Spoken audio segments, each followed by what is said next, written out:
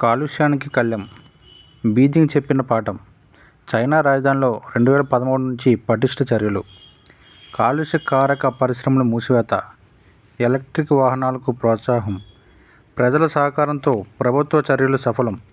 క్రమంగా మెరుగుపడిన వాయు నాణ్యత. ఢిల్లీకి ఇదో కనువిప్పు కావాలి. దేశ రాజధాని ఢిల్లీలో వాయు కాలుష్యం ప్రజల ప్రాణాలను తోడేస్తుంది. విషపూరితమైన గాలి పీలుస్తున్న జనం ఆసుపత్రి పాలవుతున్న ఇప్పటికే అనారోగ్య సమస్యలతో బాధపడుతున్నారు. వాయు కాలుష్యం కాటుకు ప్రాణాలు కోల్పోతున్నారు. లాన్సెట్ ప్లానెటరీ హెల్త్ జనరల్ నివేదిక ప్రకారం కాలుష్యం కారణంగా ఢిల్లీలో ప్రతి ఏటా దాదాపు 12,000 మంది మరణిస్తున్నారు. లక్షలాది మంది అనారోగ్యానికి గురవుతున్నారు. నగరంలో ప్రతి ఏటా నమోదవుతున్న మొత్తం మరణాల్లో 11.5% మరణాలకు కాలుష్యమే కారణం కావడం గమనార్హం. ఢిల్లీ ఒక గ్యాస్ ఛాంబర్గా మారిందనడంలో అతిశయోక్తి లేదు. ఢిల్లీలో ఇప్పుడున్న పరిస్థితులే 2013 దాకా చైనా రాజధాని బీజింగ్లోనూ కనిపించేవి. కానీ ప్రస్తుతం బీజింగ్ సిటీ కాలుష్య ముప్పు నుంచి చాలా వరకు బయటపడింది. ప్రజలు స్వచ్ఛమైన గాలి పీల్చుకుంటున్నారు. ఇదంతా ఎలా సాధ్యమైందన్నది ఆసక్తికరం. వాయు కాలుష్యంపై పోరాటం విషయంలో చైనా అనుభవాలు, సాధించిన విజయాలు నుంచి ప్రపంచ దేశాలు నేర్చుకోవాల్సిన పాఠాలు ఎన్నో ఉన్నాయి. వాయు నాణ్యత సూచి మంగళవారం బీజింగ్లో 137 కాగా ఢిల్లీలో 750కి పైగా నమోదైంది. ఢిల్లీలో కాలుష్యం ఏ స్థాయిలో ఉందో దీన్ని బట్టి అర్థం చేసుకోవచ్చు. కాలుష్యం ఉత్పత్తి అయ్యే విషయంలో ఢిల్లీ, బీజింగ్లో ఒకేలాంటి పరిస్థితులు ఉన్నాయి. శిలాజ ఇంధనాల వాడకం, వాహనాల నుంచి వెలువడ్డ ఉద్గారాలు, బొగ్గుతో నడిపే థర్మల్ విద్యుత్ కేంద్రాలు, కాలుష్యం వెదజల్లే పరిశ్రమలు 2 నగరాల్లోనూ ఉన్నాయి.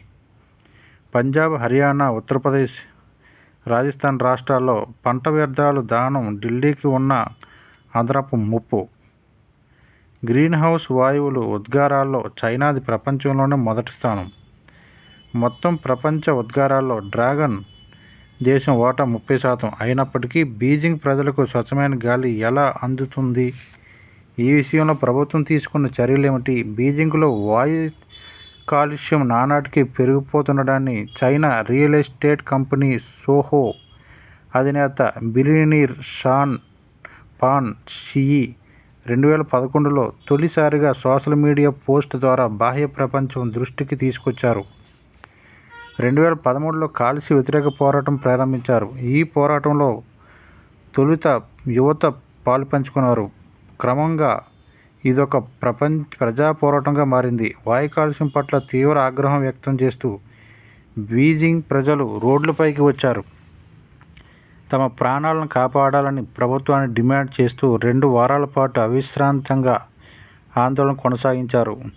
ప్రభుత్వం దిగివచ్చి కాలుష్యంపై యుద్ధం ప్రకటించినట్లు అప్పటి చైనా అత్యున్నత నాయకుడు లీ కెకియాంగ్ స్పష్టం చేశారు. పేదరికంపై జరుగుతున్న యుద్ధం తరహాలో కాలుష్యంపైన కూడా యుద్ధం సాగిస్తామని తేల్చి చెప్పారు.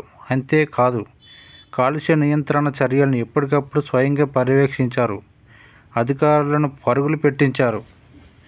కాలుష్యాన్ని కట్టడి చేయడానికి చైనా సర్కారు నేషనల్ ఎయిర్ యాక్షన్ ప్లాన్ విడుదల చేసింది. ఇందుకోసం $100 బిలియన్ కూడా కేటాయించింది. బీజింగ్లో మొట్టమొదటిసారిగా 2013లో వాయు నాణ్యత గణాంకాలను ప్రచురించారు. అప్పటిదాకా ఈ సమాచారం కోసం అమెరికా రాయబార కార్యాలయంపై ఆధారపడాల్సి వచ్చేది. 2013 నుంచి సొంతంగానే సమాచారం సేకరించి ప్రజలకు చేరవేయడం ప్రారంభించారు. జాతీయ వాయు కార్యాచరణ ప్రణాళికలో భాగంగా కాలుష్యాన్ని 25% తగ్గించాలని ప్రభుత్వ అధికారులు లక్ష్యంగా నిర్దేశించుకున్నారు. సీరియస్గానే రంగంలోకి దిగారు. తీవ్ర కాలుష్యానికి కారణమవుతున్న 100 ఫ్యాక్టరీలను మూసివేశారు. మరికొన్నింటిని ఆధునీకరించారు.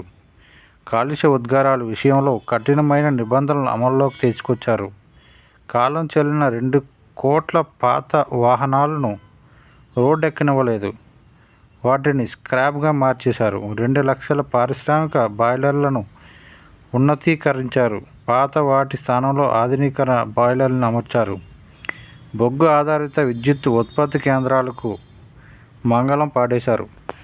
సహజ వాయువుతో కరెంటును ఉత్పత్తి చేసి 60 లక్షల ఇళ్లకు సరఫరా చేశారు. విద్యుత్తో నడిచే వాహనాలు బీజింగ్ రోడ్డుపై పరుగులు తీస్తున్నాయి. పెట్రోల్, డీజిల్తో నడిచే వాహనాలు అతి తక్కువగా కనిపిస్తుంటాయి. ఎలక్ట్రిక్ వాహనాల వాడకాన్ని ప్రభుత్వం ఎంతగానో ప్రోత్సహించింది. వాటికి పలు రాయితీలు అందిస్తుంది. 2013లో చైనా ప్రభుత్వం ప్రారంభించిన చర్యలు సత్ఫలితాలను ఇచ్చాయి.